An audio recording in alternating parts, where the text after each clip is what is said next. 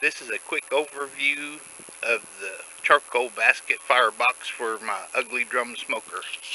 This is expanded metal, bent in a rectangle, where my steam table pan will just fit down in there to use as a water and fire diffuser. This is just a plain old regular barbecue charcoal grate that I had laying around. This is a standard bacon pan. And then I drilled and made legs so it doesn't set flat on the bottom of the barrel. It sets up just a little bit. And then this is wire handle so I can lower it down in the, I have to wire handle so I can lower it down into the barrel. Okay, so I've loaded my basket for the ugly drum smoker. I had layer of charcoal, a little bit of wood, some more charcoal, and some more wood. And I don't know if you can see because of the angle and the light, but I left a hole right here. And I'm going to use this charcoal chimney to light a few charcoals, and I'll put them in that hole. And that'll make the charcoal burn slower instead of lighting the whole thing. And you really don't need very much fire. You don't really want your fire to get very hot, because then you have to wait for your ugly drum smoker to cool down to cooking temperature.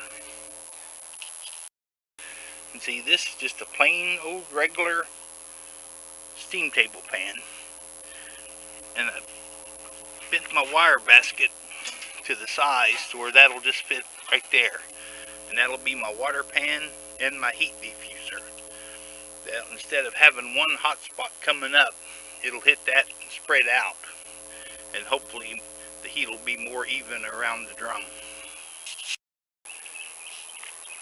This is an overview of my ugly drum smoker.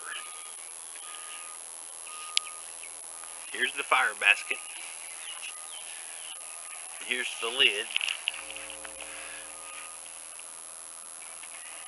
with about 1.5 inch hole drilled in the top. And I'm going to control the air with this piece of magnet. See, I can adjust however much air we need. And on the bottom I have 3 holes of the same size.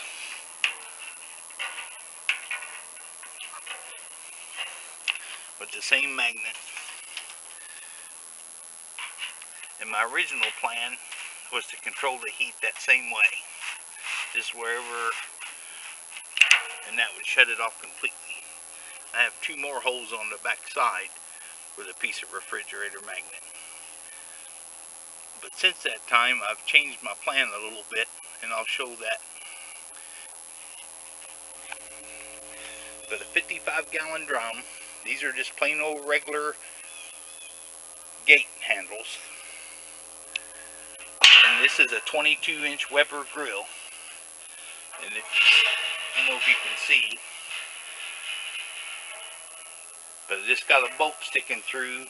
There's 6 of them around there, and they just stick through far enough for the grill to set on. The firebox, of course, will go down there. And I have a little shelf built. Now this part is a little bit complicated, and it isn't necessary. You could do it all with the magnets. But this right here is a temperature controller, and I've got it set to turn, and this of course is an aquarium air pump, and it goes down here. The 2 little brass fittings that stick in and point right at the charcoal. And the theory, if it works correctly, is once the drum gets to temperature, the temperature controller has a sensor. It should shut the fan off. Then the fire should smother down a little bit until it gets to 200. And then it'll turn the air back on. And then when it gets to 220, it'll shut off. And that'll give me an average of about 210 degrees. and it should allow this drum to smoke for a very long time. But this will be the first test drive of it, so we'll just see how it goes. My first test cook is going to be pork shoulder, and this is just my standard rub with one change. A buddy of mine told me if I would spread a light coat of mustard on the outside before I put my rub, that the rub would stay on better and it would penetrate the meat. He says you don't really taste the mustard, which is a good thing in my opinion. And we'll see how that goes also. Okay, here we go. We're started.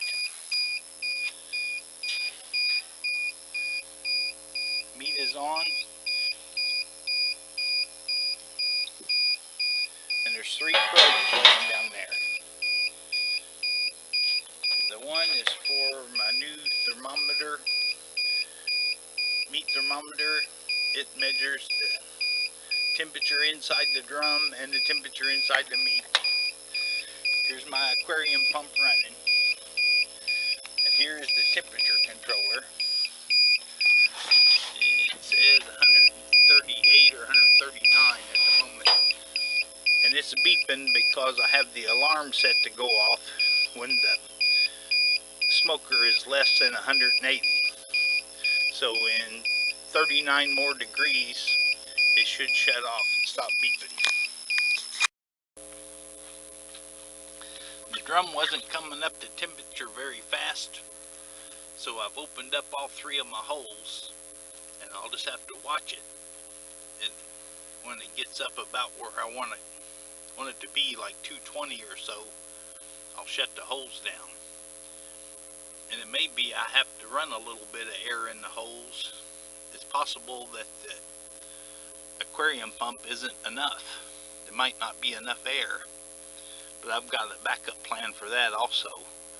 If the aquarium pump isn't enough air, I'm going to buy a small tire inflator, just like from Walmart or Home Depot or someplace, and that'll definitely be enough air.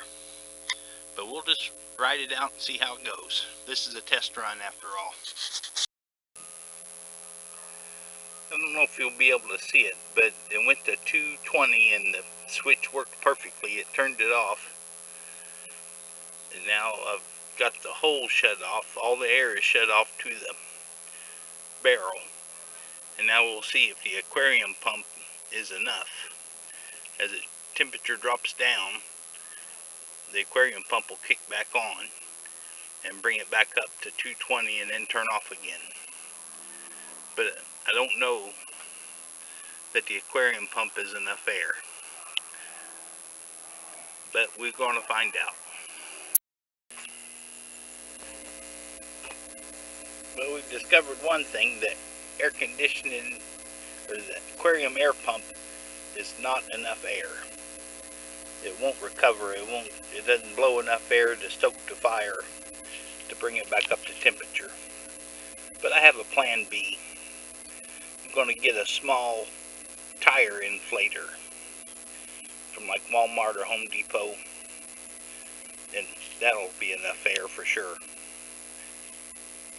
But I don't have to worry about the meat because I'll just open up some of my holes, move my magnets and let a little more air in with my holes. It's been going about 3 hours and it's holding right around 217, 218. So that's a perfect cooking temperature.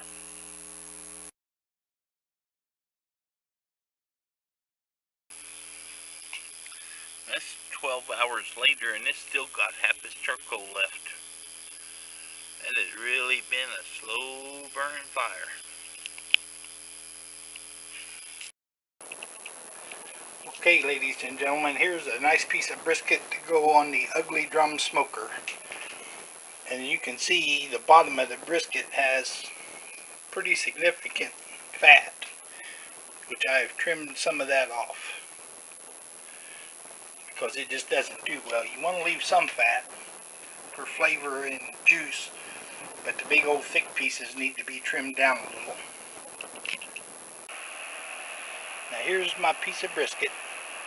And then here's my rub: salt, pepper, onion powder, garlic powder, Lowry seasoned salt, cayenne pepper, paprika, and yellow mustard.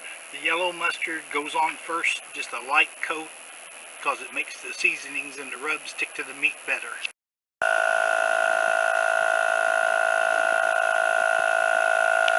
Now here's my ugly drum smoker, and it is smoking right along. I've done an upgrade since the earlier part of this video. I now have a small air compressor tire inflator.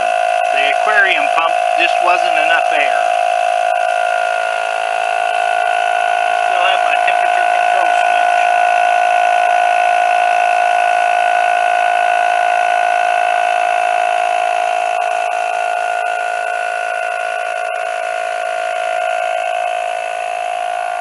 And I have my dual probe meat thermometer, one for the grill temperature and one for the meat temperature.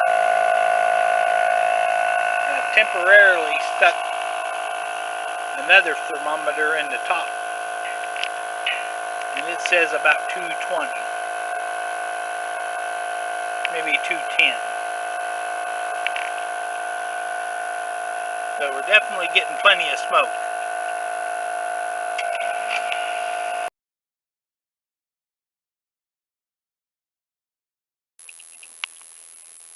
It goes without saying, but I'm going to say it anyways.